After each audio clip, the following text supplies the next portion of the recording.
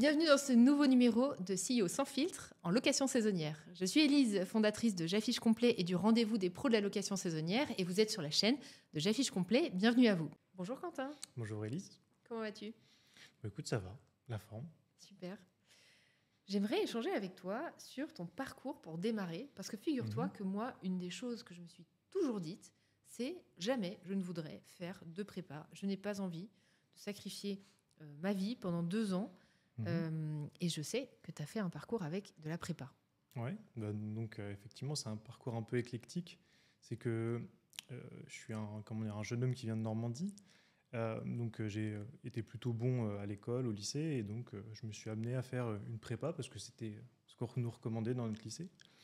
Donc j'ai commencé une prépa commerciale et au bout de 6 mois, j'ai eu un problème au poumon, un pneumothorax, qui a fait que j'ai été hospitalisé pendant 2 mois et impossible de travailler pendant 2 semaines et impossible de travailler pendant quasiment 1 mois.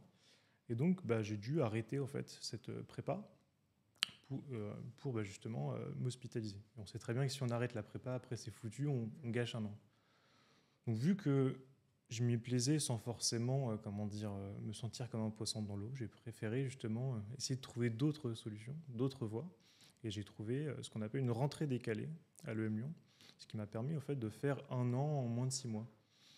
Et donc rattraper en fait, ceux qui avaient commencé post-bac, justement l'EM Lyon. Et donc ensuite, j'ai fait une 2e année et après, il n'y a pas de passe. Ok, donc en fait, alors peut-être pour les personnes qui nous écoutent, peut-être qu'ils ne le savent pas, c'est que habituellement les écoles de commerce peuvent proposer soit une arrivée post-bac, et là il y a en général 5 ans d'études, ou une arrivée post-prépa. Donc après le bac, la personne fait 2 années de prépa, puis 3 années d'école de commerce. Et là en l'occurrence, une année un peu comprimée, et après en 2 années, tu étais diplômé de l'école, c'est ça ? Alors justement, c'est un peu un mix des deux. Ça veut dire que l'EM Lyon étant une école internationale, ils se sont inspirés des concepts américains, on fait des bachelors en 4 ans. Et donc du coup, justement, j'ai fait la première année du bachelor en 4 mois, et après j'ai fait du coup la 2e année, où la première semaine en fait, de cette 2e année, on fait un concours de design pour justement créer une application innovante pour le campus. Donc je me prends de passion pour le design, je remporte justement le prix coup de cœur de cette compétition entre les différents élèves. Et donc, je me prends de passion pour l'entrepreneuriat et créer des nouveaux projets technologiques. Et donc, continuant ce projet-là durant mon année d'études, j'ai fait ensuite un stage dans ma boîte et après une année de césure. Puis, je ne suis jamais retourné à l'école. Donc, en fait, je n'ai pas fini mes études à l'EM Lyon. Ok. Voilà. Ah, c'est intéressant. C'est mon parcours. Tout le monde ne l'aurait pas fait, mais je me sens bien avec ça et je pense que j'ai fait le bon choix. Ok. Donc, pendant les études, la création de ton entreprise te fait dire « Je ne veux même plus être diplômé de l'EM Lyon ». Selon moi, les études, c'est vraiment fait pour non pas apprendre quelque chose ou savoir ce qu'on va faire, savoir exactement comment produire en fait dans la société, mais plutôt pour découvrir, en fonction des projets qu'on te donne, ce qui te plaît le plus, ce qui t'attire en fait. Et moi, depuis que j'ai 14-15 ans, tu sais, je fais partie de la génération sur Internet où on avait tout accès. Sur YouTube, on avait accès à des livres audio, etc. Et donc naturellement, très très jeune, je me suis mis à consommer énormément de contenu sur l'investissement immobilier, sur les startups et plein de choses autour de ma passion, autour de la technologie. Et donc déjà à 18 ans, je savais que je voulais être entrepreneur. Par contre, je ne savais pas quand. Et souvent on dit non mais fais tes études et après tu feras ta boîte. Et moi je me suis dit en soi c'est une bonne idée en fait de commencer pendant ces études parce que j'ai potentiellement 4 ans pour faire n'importe quoi et au bout de la 4e année pouvoir justement me payer et ne jamais avoir à travailler pour quelqu'un d'autre. Et donc, ça a été ma démarche, c'est-à-dire qu'une fois la première année très condensée passée, je me suis dit, je m'ennuie en fait. Les écoles de commerce, on croit que même si elles sont au top niveau, elles sont dures, elles demandent beaucoup d'investissement, mais la réalité, c'est qu'en 20-25 heures, si tu es concentré, tu fais le travail et tu es parmi les meilleurs de la promo. Donc, je me suis lancé dans un projet avec un ami et voilà, aujourd'hui, je suis le seul de toute cette bande de potes qui a continué ce projet, mais du coup, j'ai arrêté mes études pas sans souci, parce que ta famille ne te suit pas du tout. Ma grand-mère, d'ailleurs, même aujourd'hui, continue de me dire que je devrais essayer un jour de récupérer un diplôme par-ci, par-là. Mais la réalité, c'est que j'ai fait le bon choix et j'ai eu de la chance aussi, même sans énormément de conviction, d'être soutenu par mes parents. Ok. Donc quand tu es dans cette situation-là, tu te dis que tu vas arrêter tes études et tout le monde autour, en tout cas ton cercle familial, te dit que c'est vraiment la pire idée de ta vie. Quel est le processus intellectuel qui te fait dire, en fait, j'y vais quand même contre l'avis de tous? Bah, tu sais, ce sentiment où tu sais que tu vas dans le bon sens, mais tu ne sais pas quand est-ce que tu arriveras à l'objectif que tu t'es donné. Moi, je savais que je me plaisais. J'apprenais beaucoup plus vite tous les jours que ce que je pouvais apprendre à l'école. Et en fait, dans les 2 premières années de cette école, en fait, je me rendais compte que j'avais déjà tout appris. Parce qu'en fait, les professeurs, ils ne s'inspirent que de ce qu'ils peuvent lire dans les livres ou ce qu'ils peuvent expérimenter dans leur vie professionnelle. Et de mon côté, j'avais déjà en fait eu cette démarche de lire les livres justement sur lesquels ils basaient leur enseignement. Et donc, je me suis dit, mais en fait, ça ne vaut pas les 10 500 € plus l'année que je perds juste pour avoir un diplôme. Pour moi, le diplôme, si je suis entrepreneur, j'en ai pas besoin. Parce que les gens considéreront toujours que l'expérience que j'acquiers en développant ce genre d'outils vaut beaucoup plus que tous les diplômes qui ne prouvent finalement que tu sais travailler. Donc, d'ailleurs, je suis aussi assez convaincu, et je l'ai toujours dit à mes parents, qu'aujourd'hui, un profil comme le mien, si demain ma boîte s'écroule et que j'ai absolument besoin d'un CDI, en fait, j'irai voir les startups qui montent et qui ont levé des fonds et je proposerai mes services. Voilà, je pense que j'aurai pas trop de problèmes. Est-ce que tu dirais alors que l'école est mal faite ? Ça dépend. L'EM Lyon était très bien faite, beaucoup plus intelligente, pas à forcer les gens à énormément apprendre pour rien, mais vraiment autour de projets, mettre les gens en application, les amener à être proactifs. Donc je ne te dirais pas que l'EM Lyon était une mauvaise école. Je pense que c'est d'ailleurs une des meilleures écoles pour lesquelles j'ai eu l'occasion de regarder. Mais le système éducatif aujourd'hui, oui, est complètement à la ramasse. Il n'est plus du tout adapté à notre mode de consommation, que ce soit de contenu ou d'apprentissage. Et pourquoi l'entrepreneuriat ? Je sais pas, au départ, on se dit que c'est pour gagner plein d'argent. Et puis après, en fait, on se rend compte que ce qui nous apporte, c'est pas du tout l'argent, mais c'est le fait d'être libre et de se dire que on fait ce qui nous plaît. Et avec le temps, l'argent, c'est plus du tout le sujet. Moi, ce que je me dis, c'est qu'est-ce que je peux faire pour apporter aux autres ? Quel impact je peux avoir sur les gens avec lesquels je travaille ? Et c'est ça qui est passionnant.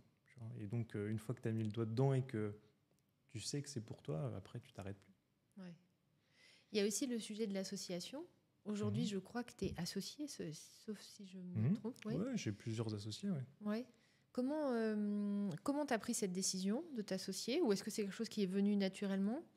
Et aujourd'hui, comment tu vois les choses par rapport à ça ? Ouais.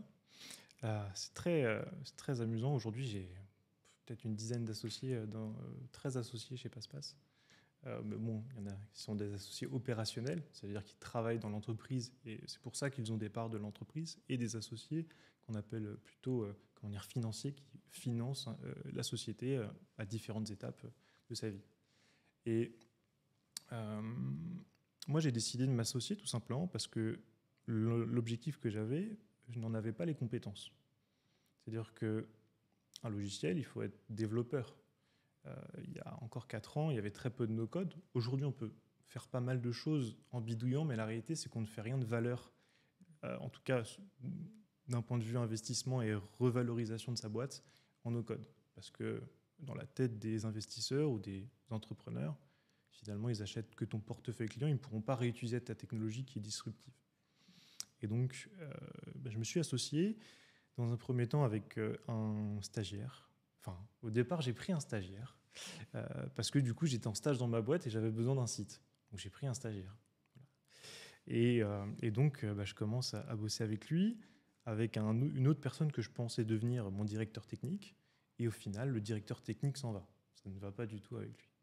Et en fait, ce stagiaire-là, il est beaucoup plus compétent que ce qu'on pensait. Il fait pas de bruit, mais il est excellent, tout simplement. Et donc, au lieu de lui dire de faire juste un site internet qu'il avait développé en 2 semaines, je lui ai dit pourquoi pas tu développerais les bribes de notre logiciel Passe-Passe. En tout cas, la première version.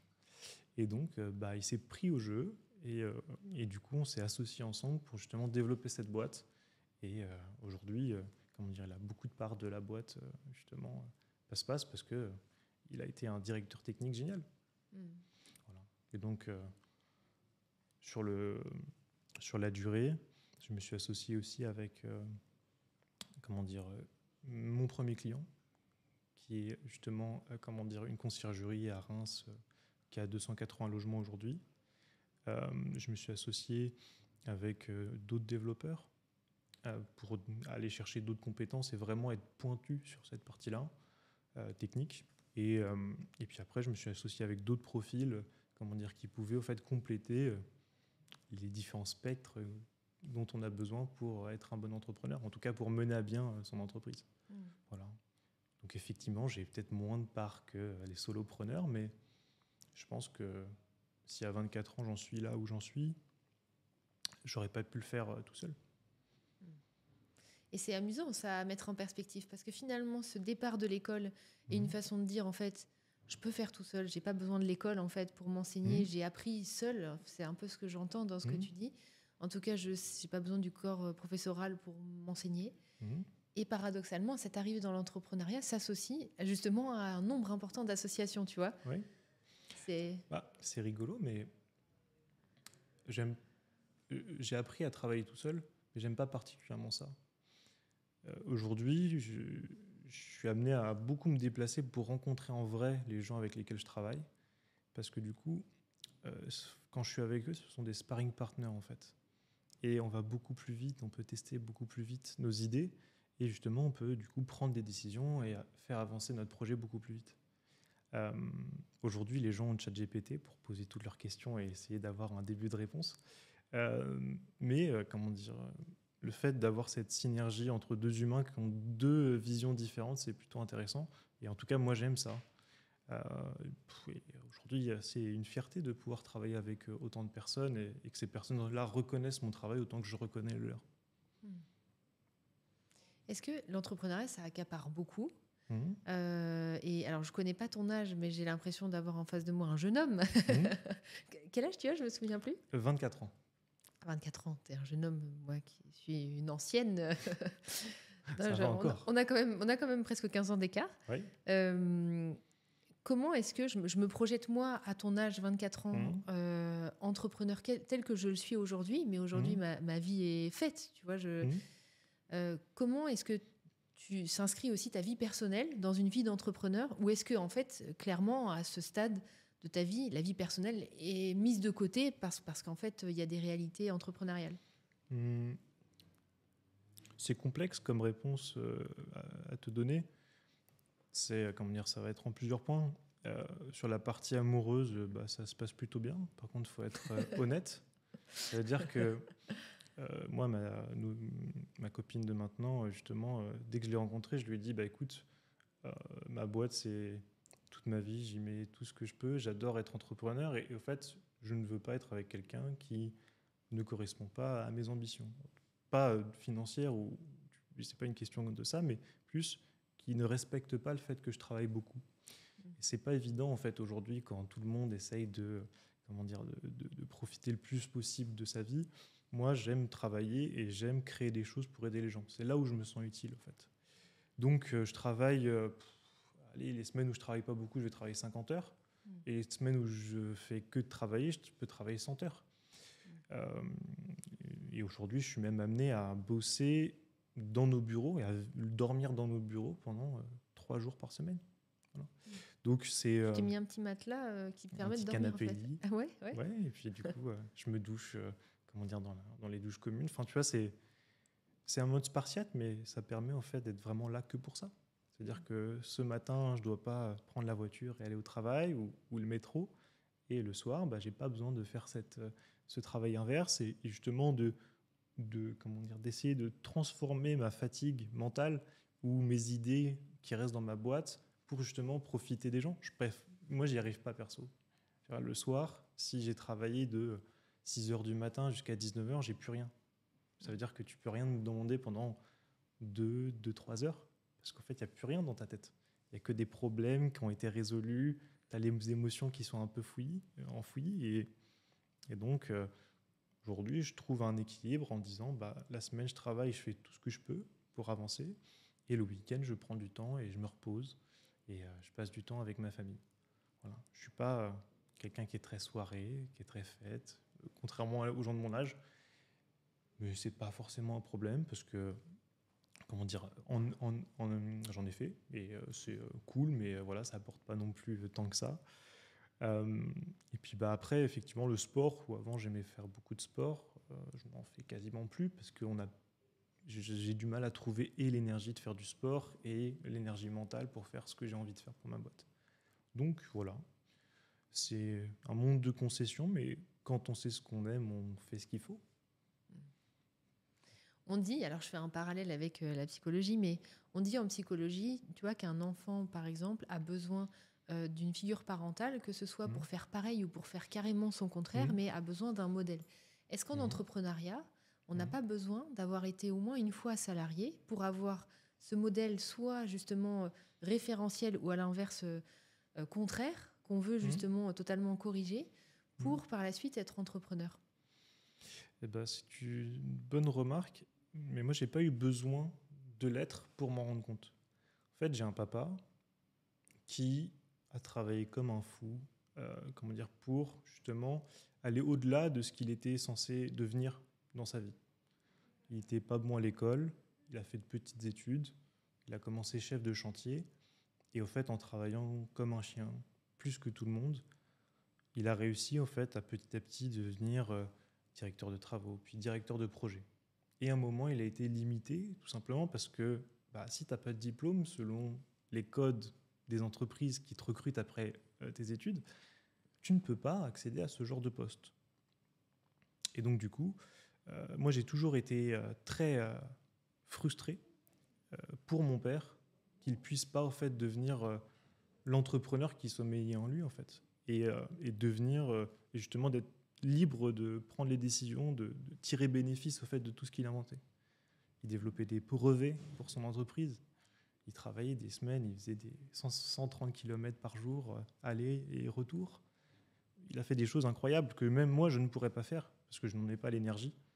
Et pour autant, il n'était pas récompensé à sa juste valeur. Donc c'est pour ça, au fait, que je me suis dit, mais jamais je ne ferais ayant cette même mentalité, jamais je ne ferais ça pour quelqu'un d'autre, à moins que cette personne-là soit tellement exceptionnelle que je l'estime beaucoup, que je l'admire pour ce qu'elle fait et qu'elle respecte mon travail. Donc voilà d'où ça vient. Et aujourd'hui, je suis assez fier parce que mon père est devenu entrepreneur et j'en suis pas pour rien. Parce qu'il a créé sa conciergerie et aujourd'hui, il gère 80 logements actifs avec Passe-Passe. Voilà. Ah, génial. Et il salue ton parcours entrepreneurial alors ? Bien sûr, il est très fier de ça.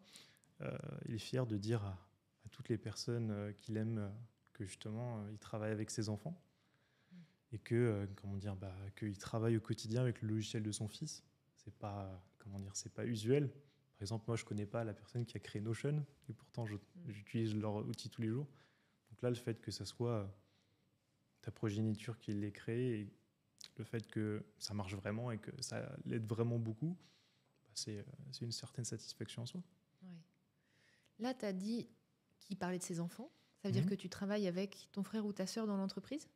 Alors, moi, je ne travaille pas directement avec ma sœur. Elle a fait des stages chez Passe-Passe. Et là, elle travaille justement en parallèle de ses études, parce qu'elle est encore plus jeune que moi, chez mon père pour l'aider justement à faire toutes les recommandations touristiques, à mettre en place des réseaux sociaux, tout ça. Voilà, en parallèle de ses études pour compléter un peu le spectre de compétences qu'elle a. Mais sinon, en fait, je ne vais pas directement travailler avec mon père ou avec ma sœur, mais je vais plus les aider, les accompagner, leur donner mon point de vue, en fait, à certains moments. Mais on n'a pas une relation où on bosse vraiment ensemble au quotidien. Voilà. Ouais. Chacun est chez lui, dans sa société. Et du coup, on respecte le parcours de chacun.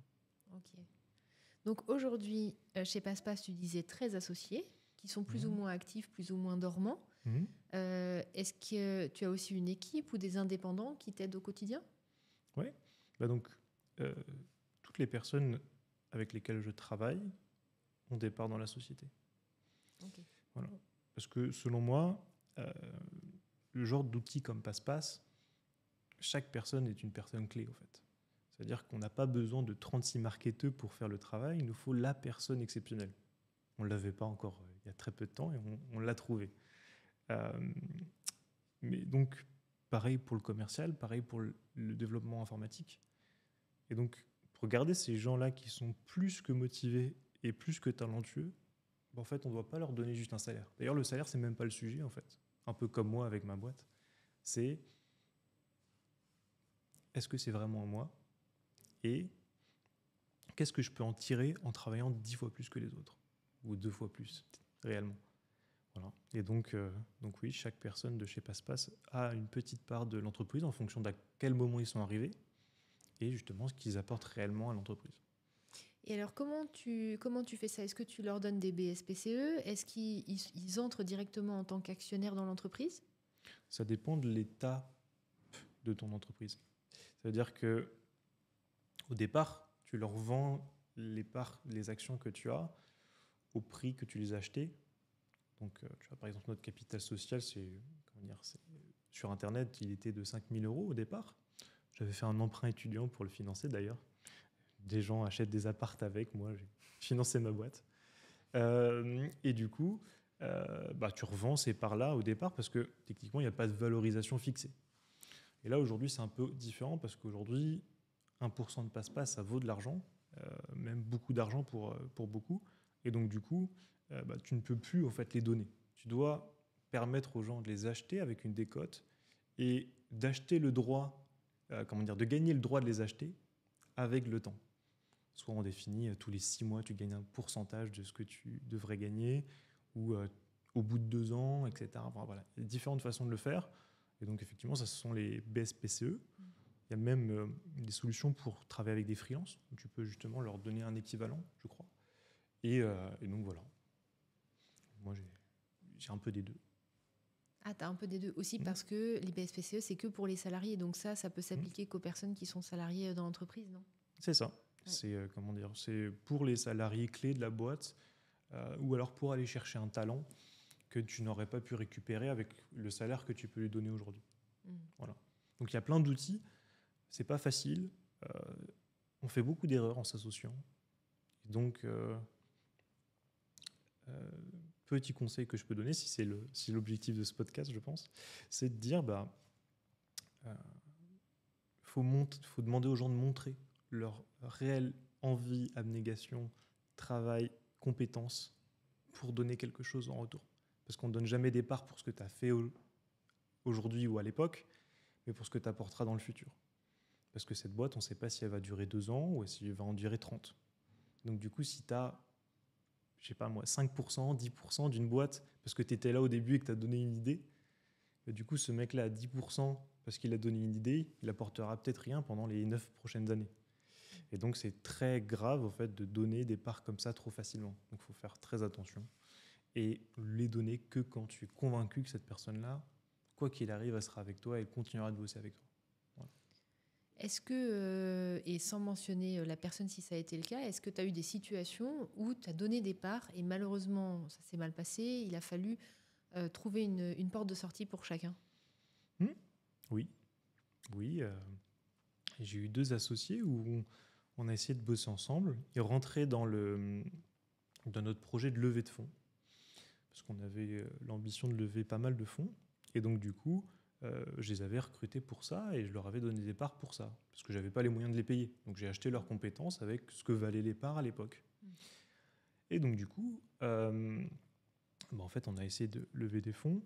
Et pour X ou Y raison, je ne vais pas rentrer dans le détail, mais on n'a pas réussi à trouver autant de fonds qu'on voulait. En plus, c'était le moment où toutes les startups n'arrivaient plus à lever des fonds parce qu'il y a eu pas mal de grosses bêtises faites dans la French Tech et à l'international. Et donc, du coup, tous les projets comme les miens qui, à l'époque, auraient pu lever des fonds ne pouvaient plus le faire, ou en tout cas, n'étaient pas encore assez avancés pour le faire. Donc, du coup, en fait, on a arrêté. Et effectivement, au bout d'une certaine période, il faut qu'ils partent. Parce qu'au fait, on ne peut pas rester, comme je te le disais, dans un projet où on n'apporte plus, surtout qu'on t'a recruté pour ça. Donc, je leur ai retrouvé des investisseurs pour acheter leurs actions. Et donc, du coup, aujourd'hui, ils ne sont plus dans l'entreprise. Mais ils ont reparti avec un petit chèque sympa. Voilà. Ouais. Est-ce que tu peux nous parler de... J'aime bien cette question, je l'avoue. Est-ce que tu peux nous parler de ton meilleur échec ? Et les mots sont choisis sciemment. Mon meilleur échec, je pense que c'est le fait de vouloir lever des fonds et de voir la réussite de mon entreprise par le prisme de la levée de fonds. Je t'explique.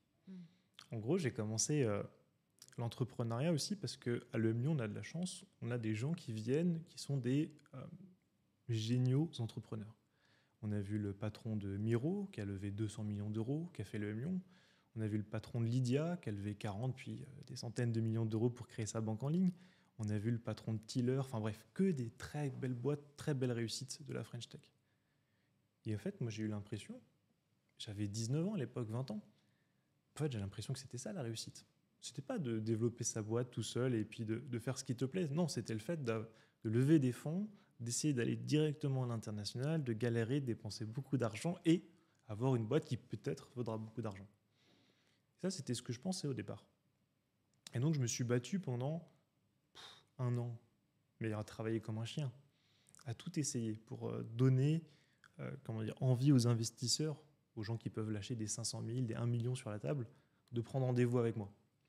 J'ai réussi à aller prendre rendez-vous avec eux, mais la boîte, en fait, j'ai un peu délaissé parfois, non pas la technologie Passe-Passe, parce que Passe-Passe reste un produit, mais le commercial. Donc le commercial continue à se développer, mais aurait pu se développer plus rapidement. Et en fait, on aurait pu peut-être s'autofinancer finalement durant cette période.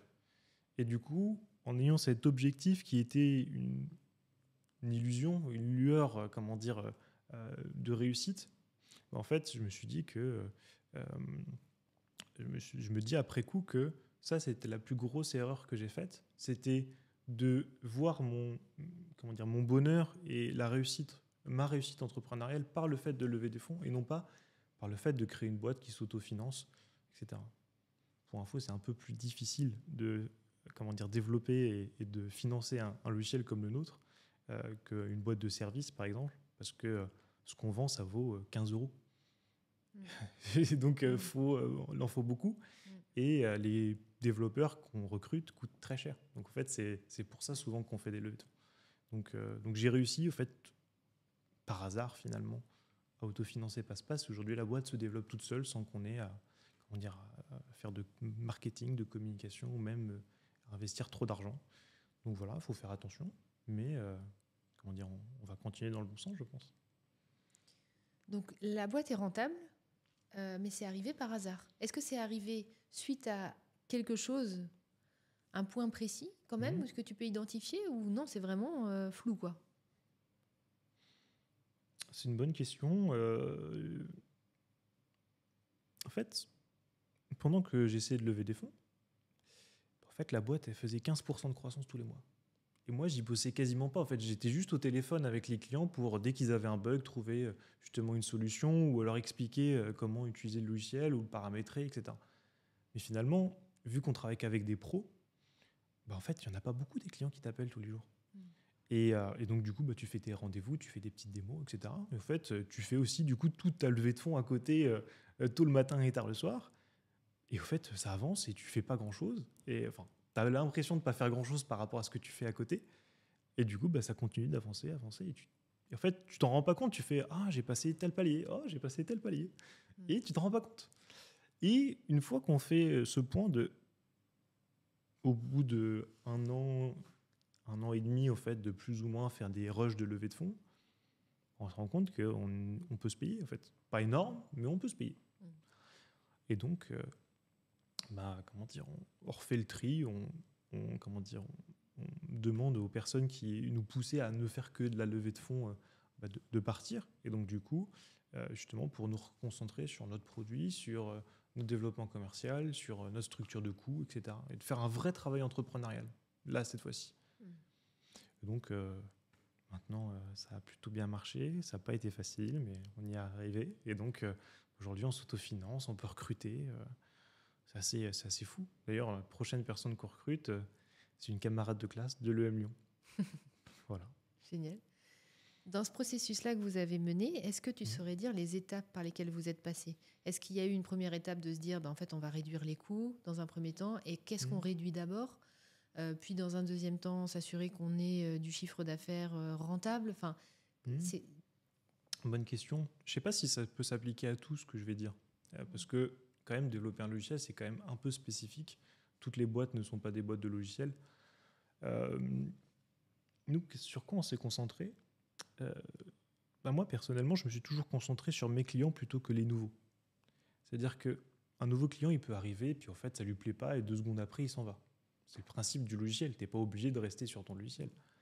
Par contre, quand un client est là, en fait, il va avoir des besoins. Il va avoir besoin d'être accompagné. Puis parfois, il a des questions entrepreneuriales, etc. Et donc, nous, on s'est vraiment focalisé sur le fait, non pas d'essayer d'avoir tout de suite énormément de clients, faire de la pub, etc., montrer qu'on est trop fort. Non, c'est pas notre objectif et pas comme ça qu'on l'imagine. On s'est dit, toutes les personnes qui viennent nous voir et qui ont l'intelligence de nous écouter, on va les accompagner et on va leur faire réussir leur boîte.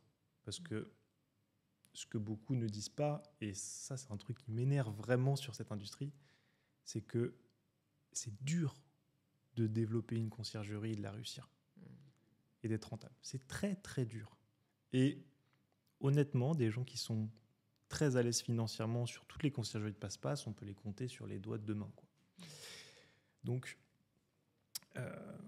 moi, j'essaye d'accompagner toutes ces personnes-là, en fait, qui n'ont pas ou plus d'espoir ou qui veulent se développer avec de bons outils, avec la bonne équipe, en fait.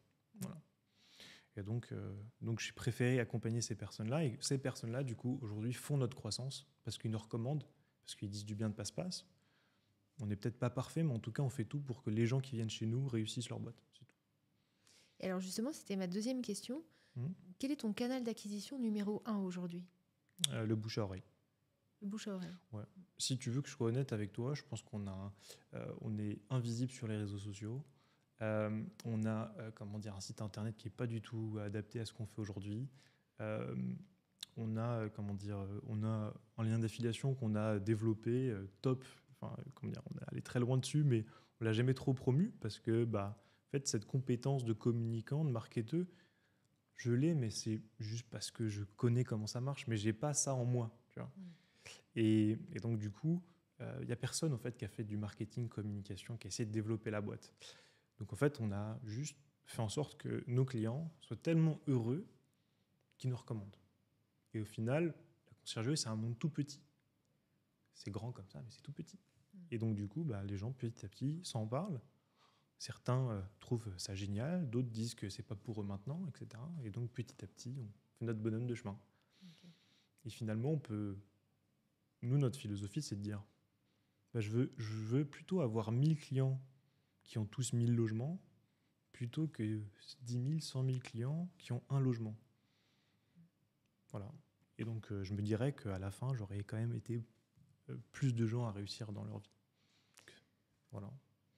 Tu parles de conciergerie, mais au final, dis-moi si j'ai mal compris, mais passe-passe, ça peut fonctionner même si on a une agence IMO, même si on est un investisseur, même si on a un gîte ou une maison d'hôte, non ? Ça peut fonctionner pour tout le monde, mais disons que on a vraiment poussé ça pour justement professionnaliser les concierges.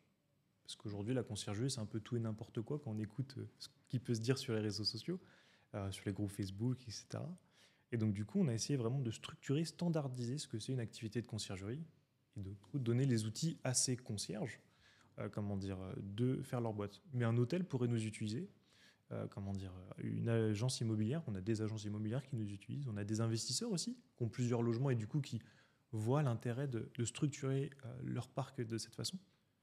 Et donc, en fait, techniquement, ce n'est pas fermé, passe-passe. Mais, si vous êtes professionnel et si vous avez même rien qu'un logement et que vous voulez vous développer, on aura plus de plaisir à vous prendre que justement, si vous avez déjà 3 logements en investissement et que vous n'en aurez jamais plus, et qu'en fait, vous prenez ça juste pour gagner un peu de temps, quoi. Voilà.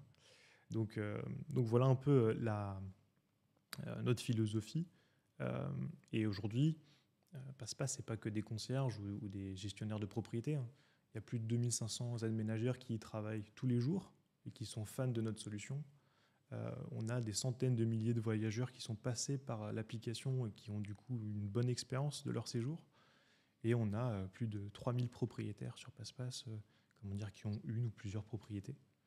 Et donc voilà, on essaie de créer notre petit écosystème de gens bienveillants. Génial. L'équipe est de combien de personnes ? Tu sais, ça évolue un peu en ce moment.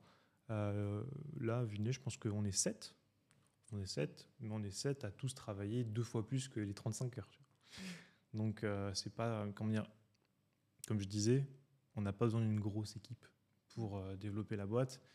Et entre fondateurs de start-up tech, on se dit toujours, ça serait le rêve de développer des énormes boîtes, juste 10 personnes, et chaque personne est tellement forte dans son domaine qu'on n'a pas besoin d'autres personnes et qu'on peut tout automatiser, etc. Donc voilà, nous on essaye de garder une petite équipe, mais de faire en sorte que les personnes qui y bossent soient dédiées à 100% à ce qu'elles font et développent se développent bien sur leur secteur. En étant tous associés, parce que les 7 du coup sont tous associés, est-ce que tu dirais qu'il y a quand même une notion de management, où au final, il y a 7 personnes, 7 CEO? Ben justement, si tu me demandes ce que je pense, ce qui est ma plus grande qualité en tant que dirigeant de Passe-Passe, c'est qu'en fait, j'arrive à faire travailler comme des dingues des mecs qui pourraient être CEO de boîte. C'est-à-dire qu'il n'y a pas un mec qui ne pourrait pas être entrepreneur chez Passe-Passe. Tous ont eu une expérience entrepreneuriale ou ont été entrepreneurs ou ont même d'autres boîtes à côté. Et je ne sais pas, c'est peut-être ma façon d'être, mais j'arrive à leur donner envie de se dépasser et à travailler au sein d'un projet où on met tous en commun. En fait. J'ai pas de « Ah, toi, tu fais ça » ou « Ah, toi, ça va pas », etc. C'est plus, essayer de discuter franchement de ce qui se passe, des émotions, des potentiels conflits qui peuvent arriver, parce que je les ressens très vite, tu vois, la tension qui monte dans l'air. Et du coup, d'essayer d'exprimer tout ça, en fait. Donc, ça se fait assez facilement. C'est pas facile tous les jours, mais ça se fait assez facilement. Et j'ai pas l'impression d'être le patron de qui que ce soit. Quand les gens me disent « Non, mais moi, je bosse pour toi », je leur dis « Non, tu bosses pas pour moi. Tu bosses pour Passe-Passe. Tu bosses pour les autres boîtes dans lesquelles je suis. Moi, je suis juste un outil dans cette boîte, au même titre que toi, et je fais en sorte que ce projet réussisse. » Voilà, c'est tout. Et alors, si par exemple, il y a une prise de décision nécessaire et plusieurs personnes pensent d'un côté ou de l'autre, comment ça se passe la prise de décision ? C'est quoi le processus décisionnel ? En fait, on est tous avec justement une expertise et un point de vue différent.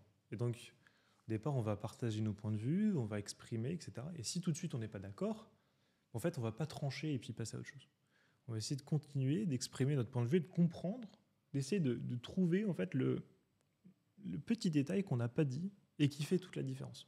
Et donc souvent, il y a des prises de décision qui impactent grandement la société et du coup, qui sont prises au bout de 30 minutes parce qu'au fait, en 30 minutes, on continue, on lâche pas, on se dit mais pourquoi il comprend pas et on sort l'argument, que ce soit moi ou mes associés, ils sortent l'argument clé et du coup là, on se met tous d'accord. Et en fait, finalement, une décision qui est prise parce que il n'y a aucune décision qui est prise, genre c'est comme ça, c'est moi le patron, et au fait, si vous n'êtes pas d'accord, tant pis. On essaie toujours de partager notre point de vue, et à la fin, parfois les gens ne sont pas 100% convaincus, mais on arrive toujours à un consensus. Ok. Il n'y a pas un moment où tu places un veto, où tu... Franchement, pas souvent. Il y a des moments où parfois, on se dit « Ah, il faudrait développer ça », et je me rends compte qu'en discutant avec les gens, c'est pas du tout ça ce qu'ils attendent. Donc on peut modifier certaines choses, et du coup décider de réorganiser les choses. Mais On ne peut pas l'imposer, en fait. Comme je disais, je travaille qu'avec des gens qui pourraient être patrons de leur boîte.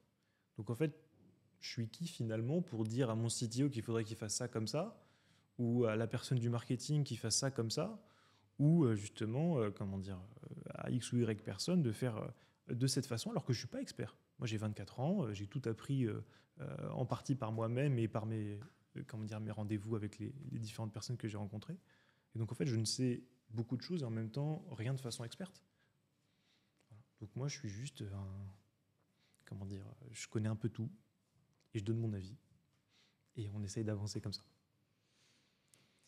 Dans la vie de l'entreprise, je trouve qu'en tant que CEO, c'est important qu'aux différentes étapes de développement, on se pose la question de quelle est la valeur que j'apporte à ma boîte et où est-ce que ma position doit changer parce qu'aujourd'hui, c'est plus sur ça que j'apporte le plus de valeur, ça va être sur autre chose. Est-ce que c'est des questions que tu te poses et aujourd'hui, justement, quelle est la réponse ? Sur quoi est-ce que tu apportes le plus de valeur à ta boîte ? Bien sûr. Justement, récemment, c'était un sujet. Comme je te l'ai dit, on n'a pas eu de démarche commerciale, ni de marketing, ni de communication. On est la boîte où personne ne sait qu'on fait du bon travail. C'est quand même un peu con. Et tout simplement parce qu'au fait, cette partie commerciale et tout ce qui est après le commercial, c'était moi qui m'en occupais tout seul. Voilà. J'ai tout mis, tout mon argent, toute mon âme dans mes développeurs parce que je savais que c'était avec un bon logiciel qu'à long terme, on allait gagner. Et donc, du coup, en fait, j'ai pris énormément sur moi pendant longtemps. Et au fait, à un moment, je me suis rendu compte qu'au fait, je perdais petit à petit le plaisir de prendre du temps avec les gens, parfois.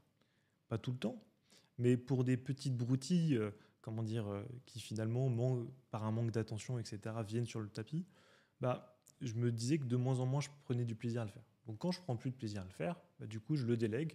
Et en fait, je l'ai tellement fait que je peux bien le déléguer. Et donc là, on vient justement recruter un directeur commercial qui est en train de rappeler toutes les personnes qu'on a eues en contact depuis le début de notre boîte. Donc il y a plus de 500, 600 concierges professionnels qui nous ont contactés et qui ne sont pas clients encore aujourd'hui. Et du coup, là, on vient de recruter justement une personne pour la marketing communication parce que c'est le moment en fait de parler de passe-passe. On a fini toute notre phase d'incubation, de remise en question, de développement avec nos premiers utilisateurs. Et aujourd'hui, on a un logiciel qui n'a pas de pareil sur ce pourquoi on l'a développé. Voilà. Donc c'est pour ça. Maintenant, il faut en parler. Et donc, cette interview tombe à point nommé aussi. Parfait, c'est parfait. Quentin, est-ce que tu parles d'argent ? En France, l'argent est souvent très tabou. Est-ce que tu parles d'argent ? Pourquoi ne pas en parler ? Est-ce que tu communiques le chiffre d'affaires de ton entreprise ? Est-ce que tu communiques ton salaire ou même en interne ? Est-ce que les salaires sont communiqués ? Comment tu te positionnes sur ça ? Je le communique publiquement ou est-ce que je le communique à mes proches, à mes salariés, à mes associés ? Les deux.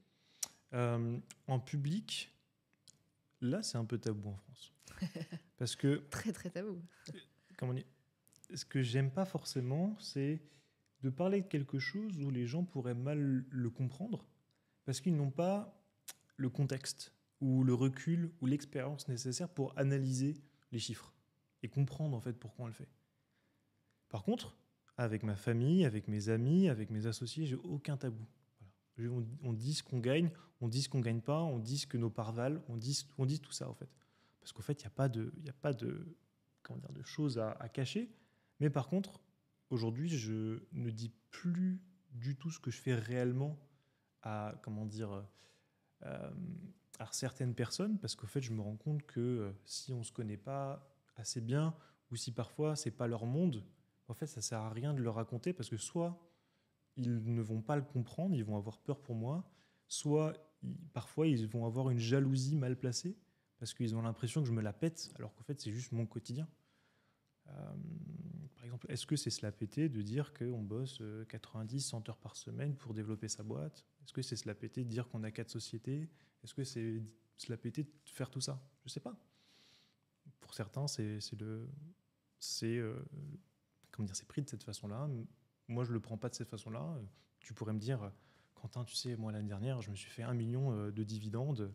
J'étais plutôt contente. Je ne sais pas si, je sais pas du tout, mais tu pourrais me le dire, moi je le prendrais pas du tout mal. Je me dirais, oh, génial, franchement, elle a déchiré Élise.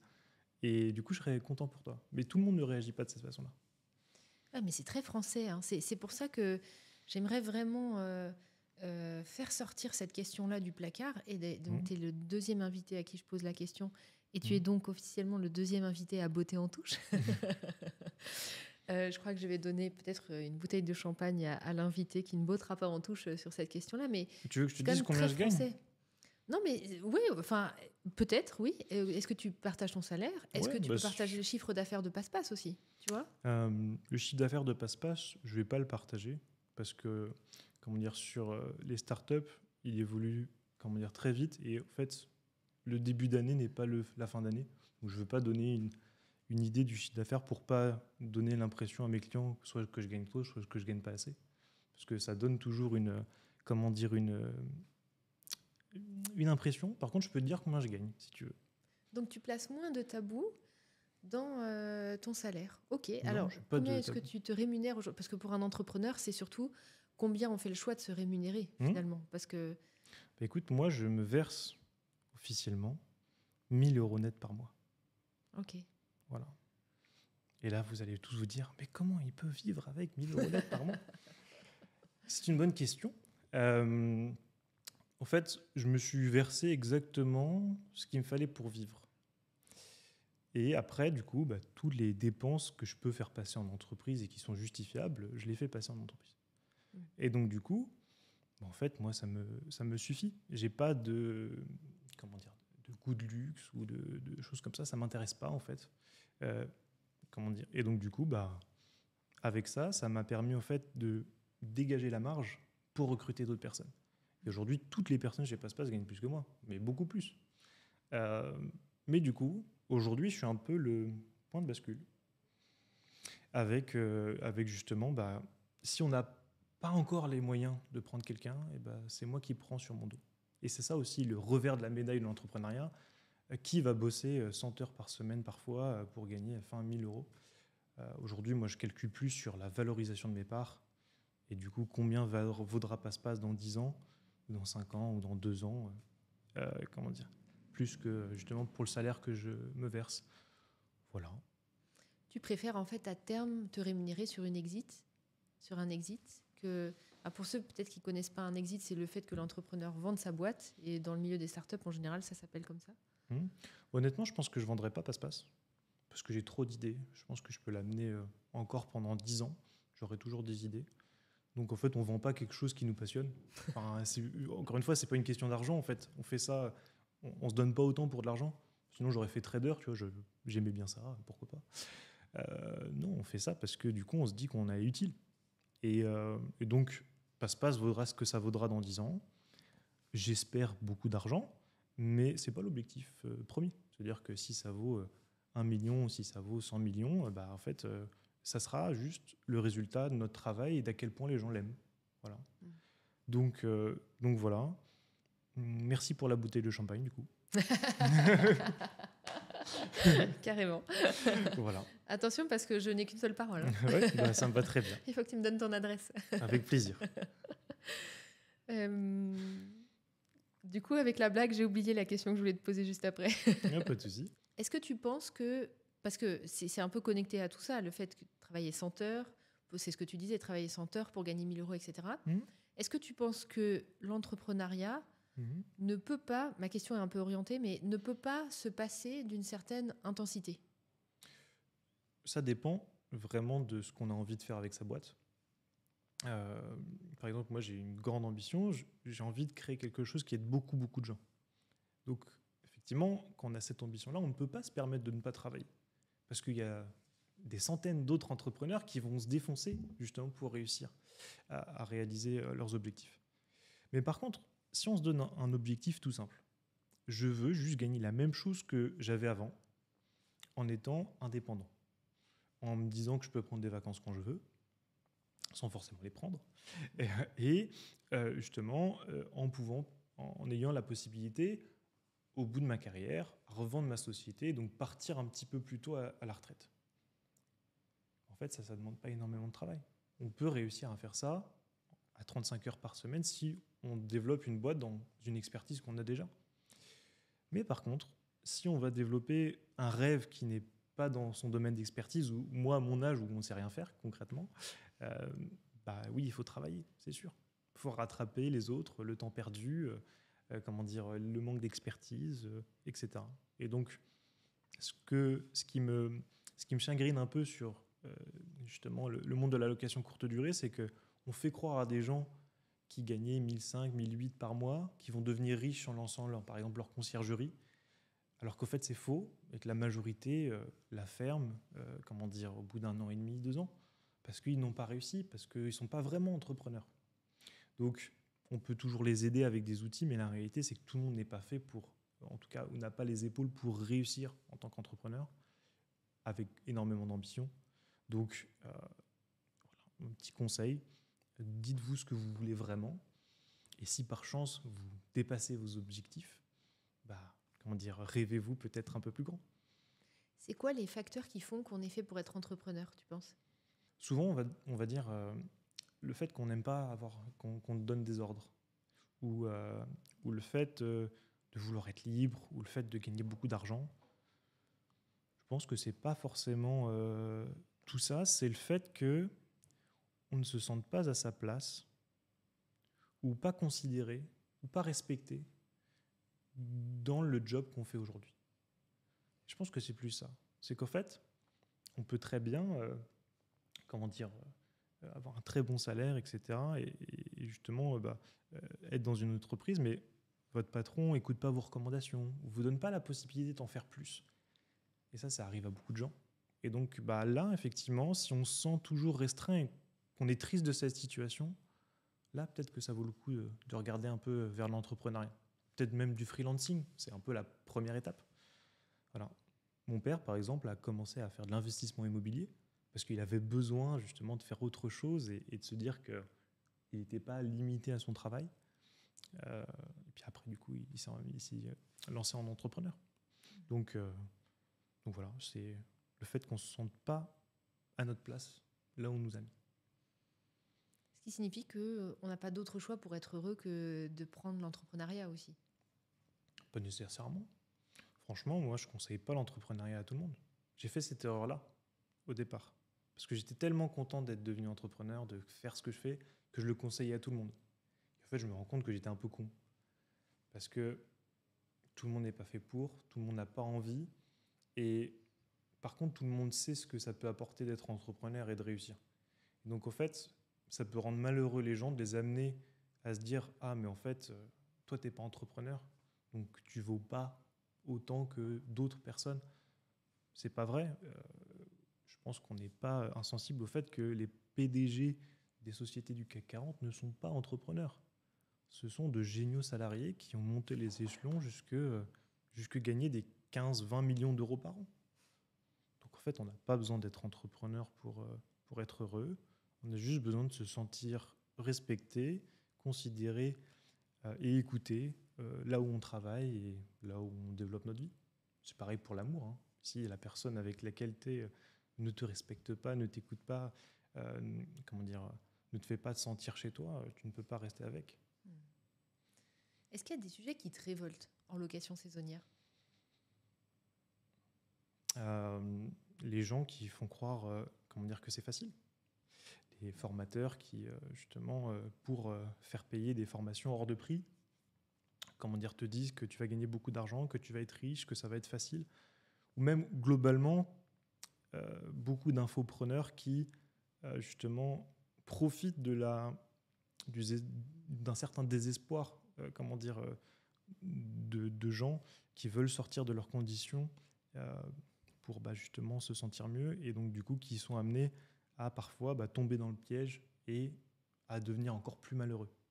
J'ai rencontré des gens où le fait de se lancer dans cette industrie les a rendus encore plus pauvres, encore plus malheureux, à galérer. C'est pas facile, c'est pas fait pour tout le monde, c'est pas facile, et donc ça me révolte vraiment beaucoup. Donc nous, par exemple, avec Fabien, l'un de mes associés, en fait, on a essayé de contrecarrer un petit peu justement cette façon de voir la location courte durée. Et en fait, on fait tout à l'inverse de ces infopreneurs. On fait venir des gens pendant 2 jours, tout frais payés, dans la conciergerie de Fabien, pour leur montrer ce que c'est vraiment en fait une conciergerie. Et toutes les erreurs qu'il a faites, tous les sous qu'il a perdus parce qu'il a fait pris de mauvaises décisions, et à quel point ça a été dur en fait d'arriver à 280 logements. Voilà. Donc voilà, on ne le fait pas pour gagner des millions, on fait ça juste pour que si tous les mois, tous les 2 mois, tous les 3 mois, on forme 10 personnes, et que ces 10 personnes elles réussissent vraiment leur boîte, on se dit qu'on a réussi, tu vois. Voilà. Donc vous avez comme une petite académie de formation en présentiel en fait. C'est ça. En fait, c'est juste le résultat de ma proximité avec mes clients. Il y avait plein de clients qui utilisaient Passe-Passe, qui après l'été me disaient « Quentin, je vais faire un burn-out, je suis parti à l'hôpital parce que j'ai fait un malaise, etc. » Et du coup, en fait, je ne peux plus continuer. Et c'est triste. Et en fait, peut-être pour certains, on se dit « Bon, voilà, c'est juste un logement de moins, il y en a un autre qui arrive demain. » Mais moi, je ne peux pas, en fait. C'est des êtres humains. Il faut les aider. Donc perso, j'ai eu l'idée de développer cette formation-là avec Fabien. Et mon père a été le premier à se faire former chez nous. Et du coup, il nous a dit, les gars, il faut vraiment que vous le fassiez. Voilà. Et donc, on n'a pas d'ambition plus que ça. On ne se dit pas, je vais faire tant de chiffre d'affaires ou je vais avoir tant de personnes, etc. On se dit juste, si vous voulez venir et vous faire former avec des gens qui ont vécu plein de galères, qui ont trouvé des solutions et qui ont réussi à développer une boîte qui est rentable, venez nous voir, on prendra le temps de vous expliquer, de vous accompagner. Voilà, c'est tout. Et ça ne nous prend pas beaucoup de temps. Et justement, ça aide vraiment beaucoup les gens. Et au moins, à la fin, ils savent s'ils veulent se lancer. Et du coup, ils vont passer 3 ans à potentiellement galérer ou alors à exploser parce qu'ils en ont les compétences. Ou alors qu'ils préfèrent ne pas se lancer. Parce que aussi, parfois, se rendre compte qu'on n'est pas fait pour, c'est bien aussi. Voilà. Oui. On gagne un peu de temps. C'est clair. Mais est-ce que dans ton discours, j'ai l'impression que tu dis aussi que finalement, parce que les startups, il y a une boîte sur 3 qui passe pas les 3 ans, tu vois. Même, je me demande si la statistique, elle est pas pire que ça, tu vois. Non, c'est plus la moitié, 3 quarts des boîtes qui passent pas les 3 ans, je pense. Ça doit être ça plutôt, tu as raison. Mais finalement, la statistique en conciergerie, ou on va dire en property manager de façon générale, en gestionnaire de biens, pour moi, elle est pas pire, tu vois. Est-ce que c'est pas finalement un trend normal de la création d'entreprise, qu'on soit dans le domaine de la boulangerie ou de la conciergerie de location saisonnière, tu vois? Je crois pas qu'on soit je plus pense nul, qu'en fait, les statistiques... Non, c'est pas une question d'être nul. C'est le fait que ça soit une tendance. Aujourd'hui, je citerai pas de nom, mais il y a des gens qui, justement, en font... si tu es dans cette situation-là, tu peux te lancer en conciergerie, tu vas voir, c'est trop bien, c'est l'Eldorado, tu vas pouvoir gérer tout depuis la Thaïlande et ça sera génial. Et en fait, pour moi, c'est ça, c'est le fait qu'il n'y a pas de barrière à l'entrée à être concierge. On n'a besoin d'aucun diplôme, d'aucune compétence, d'aucune carte, rien. Ça veut dire que quand tu montes une agence immobilière, il faut au moins avoir fait des études, avoir la carte G, la carte T. Pour lancer une boulangerie, il faut être boulanger. Ou alors, tu es businessman et tu recrutes des boulangers, mais ce n'est pas du tout le même type d'entrepreneur. Là, il n'y a rien. On a besoin de rien pour lancer ça. Juste un téléphone, même pas d'ordinateur. Donc forcément, c'est accessible à tout le monde. Et je pense que c'est le volume par rapport à la taille de marché qui est problématique. Tous les jours, il y a des dizaines et des dizaines de conciergeries qui se lancent. Par exemple, le programme partenaire d'Airbnb, avant, il y avait 2-3 personnes qui étaient sélectionnées. Maintenant, il y en a 20. Bien entendu qu'ils ne vont pas vivre, tous en tout cas. Et donc, il y aura une sélection naturelle. Et un jour, ce marché sera un peu régulé. Et c'est ce qu'ils essayent de faire aussi, les législateurs. Oui, c'est la question que j'allais te poser en entendant ce que tu disais. C'est la solution serait la réglementation. Je pense pas, parce qu'en fait, c'est jamais une bonne chose, enfin de mon point de vue, de forcer les choses à arriver. Je pense que l'État devrait plus accompagner la transition plutôt que de la forcer. Et aujourd'hui, on voit bien qu'un propriétaire qui avait mis son logement sur Airbnb, un studio tout pété, étudiant, qui se louait super cher avant, maintenant qu'il y a du monde sur la plateforme et qu'elle s'est professionnalisée, il le retire. Parce qu'il n'a pas envie d'investir dans les travaux, parce qu'au fait, ça se loue toujours en étudiant. Et donc, du coup, la vague de tendance est passée. Et donc, je pense qu'au fait, ça se fera naturellement. Les gens, s'ils ne gagnent plus d'argent parce qu'il y a trop de monde, et donc, du coup, ils n'arrivent pas à louer correctement leur nuitée, ils vont retirer leur logement. Et d'autres, plus professionnels, qui ont créé des logements spécifiquement pour les besoins de l'activité, vont se lancer. Voilà. Et donc, ça va se réguler. Et je pense qu'aujourd'hui, légiférer à tout va, c'est une bêtise. C'est juste une bêtise. C'est se dire, ça se fait pas assez rapidement, ou on a l'impression que ça va pas, donc du coup, on va le faire. Non. D'ailleurs, à Paris, légiférer sur les Airbnb, c'est un petit peu, le plan B, en fait. Ils auraient dû, en plan A, légiférer sur les bureaux, les barres d'immeubles qui sont jamais occupés. Il n'y a personne qui vit dedans, mais parce que personne ne veut payer le loyer absolument fou que, justement, on demande, du coup, sont vides. Paris, c'est une ville bureau, c'est pas une ville de Airbnb. Il y a un autre aspect que je voulais évoquer avec toi sur la gestion d'entreprise. Quels sont aujourd'hui les indicateurs de performance que tu suis dans l'activité? Est-ce qu'il y a des indicateurs, et c'est pas forcément des ratios hyper techniques, tu vois, mais ça peut être, tu vois, certains pourraient dire, moi je suis tel indicateur sur les réseaux sociaux, ou moi je suis tel indicateur sur ma comptabilité ou mes flux financiers, moi je suis tel indicateur sur mon volume de clients ou de dossiers entrants, tu vois. Est-ce que tu as des choses comme ça que tu regardes plus particulièrement? J'ai été comme ça au début et je le suis plus trop aujourd'hui.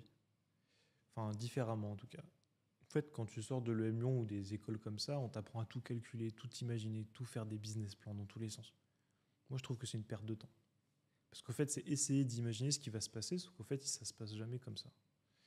Donc, en fait, j'essaye de définir des tendances, savoir quel est vraiment le KPI le plus important. Aujourd'hui, on en a un seul qu'on suit vraiment beaucoup, c'est le nombre de logements actifs sur la plateforme. Voilà.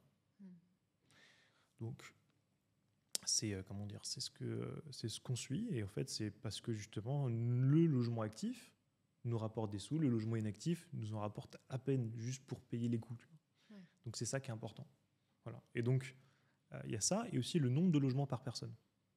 Nous, on est fiers justement de fêter les paliers avec nos clients quand ils passent les 10, 50, 100 logements, même 200 parfois. Voilà, ça c'est cool. Voilà. C'est les deux KPI qu'on suit vraiment, parce qu'on se dit que si on a des logements qui augmentent, du coup on a de plus en plus de sous pour les réinvestir. Et justement, si on regarde le nombre de logements par client, on sait que ce client-là, en fait, il ne va pas couler sa boîte. On sait qu'il a atteint son seuil de rentabilité. Et on sait que plus il a de logements, plus il va gagner de l'argent, plus il va pouvoir se structurer, plus il va pouvoir continuer. Voilà. Une stat que je peux te donner, c'est que nos clients chez PassePass ont 5% de croissance mois sur mois. C'est-à-dire que leur parc, qu'ils aient un logement ou 200 logements, augmente de 5% tous les mois. Okay. Voilà. C'est assez important. Et cet indicateur-là, finalement, conditionne aussi, comme une solution logicielle pour PassePass, conditionne aussi la valeur de la boîte, j'imagine. C'est-à-dire que la valeur de PassePass est aussi dépendante du nombre d'annonces gérées sur la plateforme, non ? Oui, après, je le suis pas comme ça, en fait. PassePass, ça vaudra ce que ça vaudra quand je voudrais le vendre. Voilà. donc aujourd'hui, oui, effectivement, tu peux calculer le prix de PassePass par rapport au MRR que l'on fait, justement sur un an, fois un multiplicateur par rapport à notre secteur d'activité. Chaque entreprise a une façon de calculer sa valorisation. Mais globalement, moi, je ne suis pas ça au quotidien, en fait. C'est pas intéressant.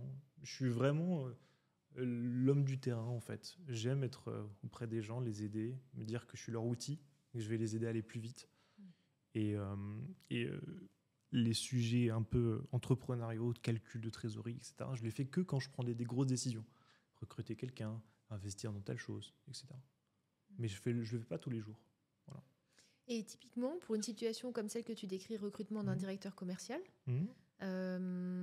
comment tu décides, ou le métier commercial, c'est un métier sur lequel il y a des enjeux aussi d'incentive en général. C'est-à-dire, on donne un objectif, il faut l'atteindre, etc. comment tu as décidé de ça, de zéro, en se disant, tiens, mon directeur commercial, il va avoir tel objectif sur tel indicateur et il sera rémunéré tant. Quels ont été les éléments de réflexion? Vous voulez devenir riche? Venez bosser chez PassePasse. D'accord. En fait, l'avantage des logiciels, c'est qu'en fait, c'est récurrent. Tous les mois, on gagne de l'argent.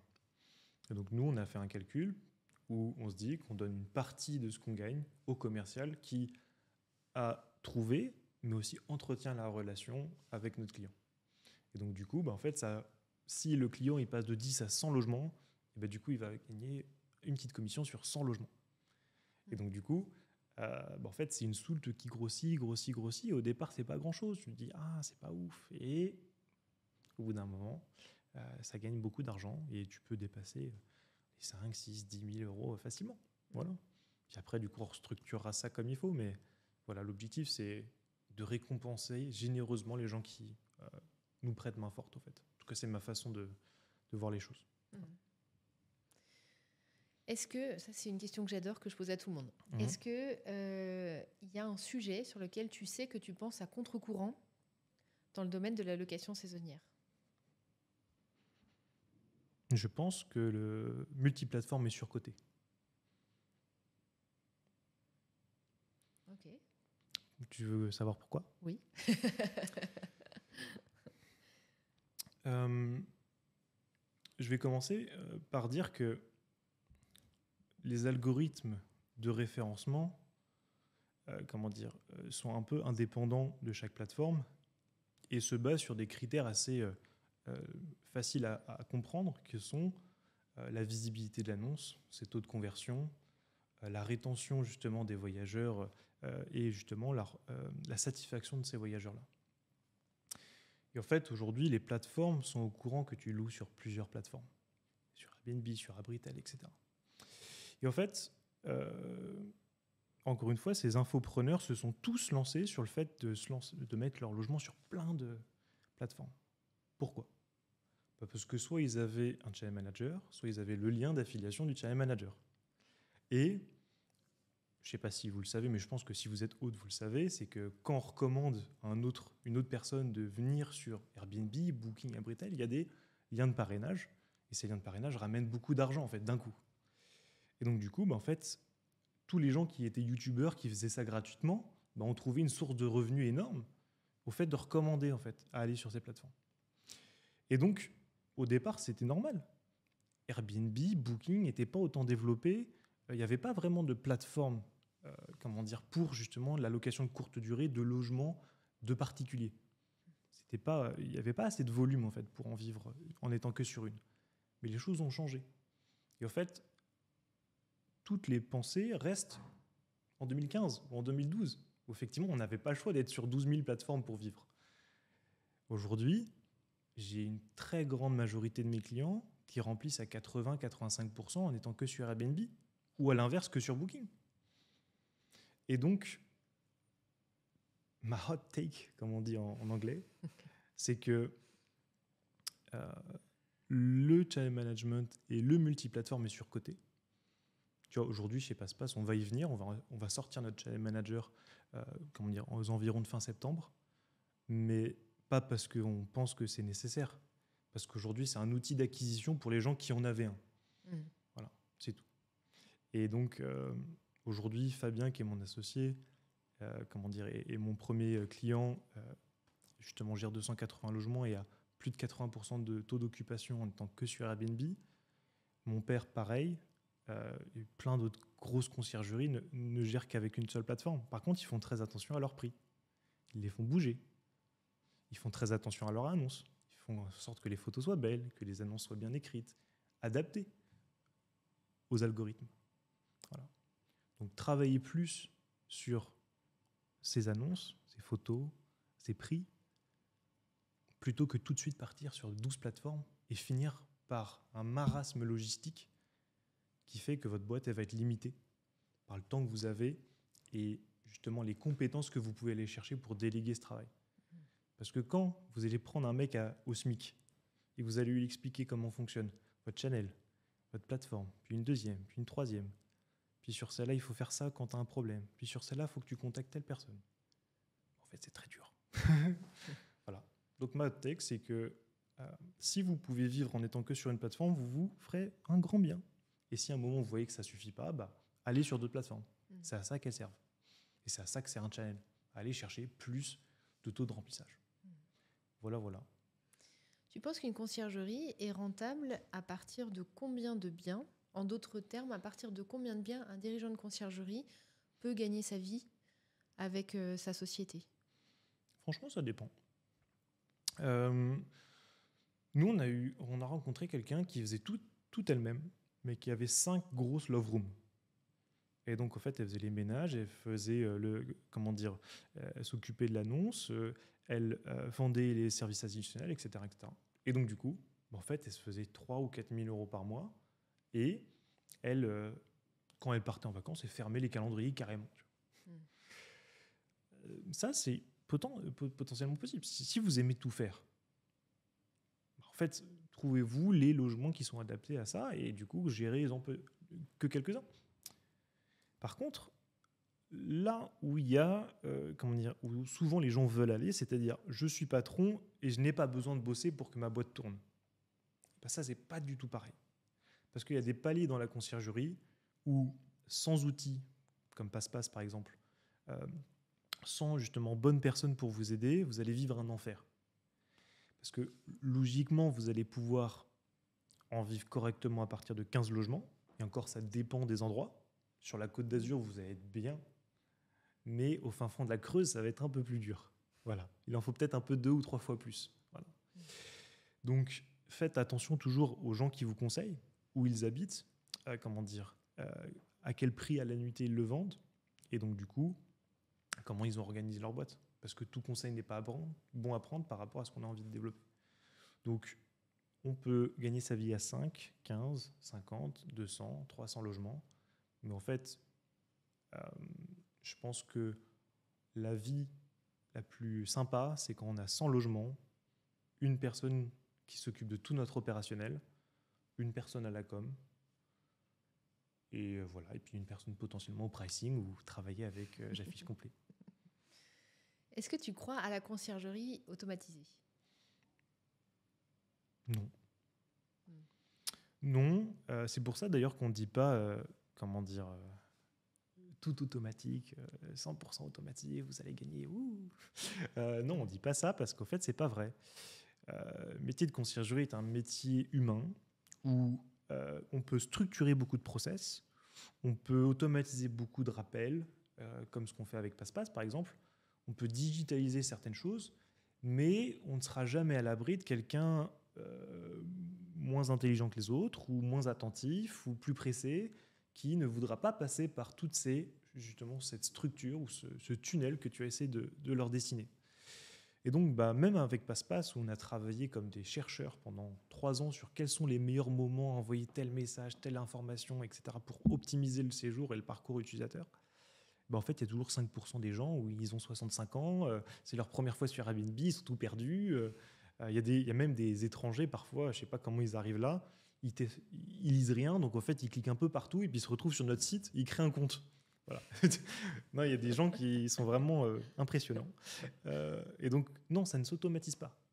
Et si vous avez 100 logements, il ne faut pas croire qu'il n'y a personne qui vous contacte, même si vous avez essayé de tout automatiser. Non. La conciergerie, ça se structure, ça se processise, ça se standardise.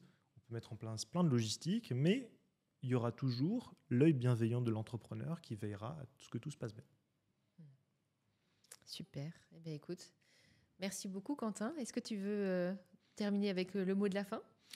Écoutez, j'espère que ça vous a plu, que ça vous a donné envie d'en apprendre plus sur soit la location courte durée, soit peut-être Passe-Passe, ou même justement vous a donné quelques idées par rapport à votre propre parcours, parce que justement, c'est loin d'être facile de se lancer dans l'entrepreneuriat. Donc j'espère, avec mon humble parcours et mes petites expériences par-ci par-là, de vous avoir donné quelques idées pour créer votre chemin. Je ne doute pas. Merci, Quentin. Je vous en prie. À bientôt. À bientôt.